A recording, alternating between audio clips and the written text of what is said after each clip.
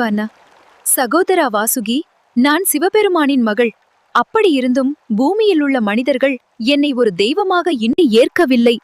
அவர்கள் பாம்புகளைக் கண்டு அஞ்சுகிறார்களே தவிர அவற்றின் தேவதையான என்னை வணங்குவதில்லையே. பொறுமையாக இரு சகோதரி. மனிதர்களின் பக்தியை பெறுவது எளினல்ல. நீ பாம்புகளின் விஷத்தை இறக்கும் ஆற்றல் கொண்டவள் என்பதை அவர்கள் உணரும் காலம் விரைவில் வரும். எனக்கு அவர்களின் பயம் தேவையில்ல, பக்திதான் வேண்டும். நான் ஒரு காக்கும் தெய்வம் என்பதை அவர்களுக்கு நிரூபிப்பேன்.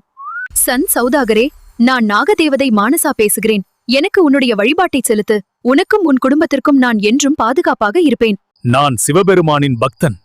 காட்டில் வாழும் ஒரு சிறு தெய்வத்தை நான் வணங்க மாட்டேன். உன் அற்புதங்களைக் கண்டு நான் மயங்க மாட்டேன். உன் தலைக்கணம் உன் கண்களை மறைக்கிறது. என் அதிகாரத்தை நீ மறுத்தால் அதன் விளைவுகளையும் நீயே சந்திக்க நேரிடும்.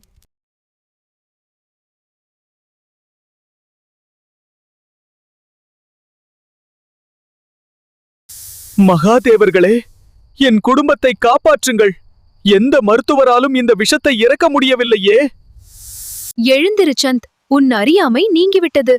உன் குடும்பத்தை நான் குணப்படுத்துகிறேன். இனி உன் வாழ்வில் அமைதியும் செல்வமும் பெருகும்.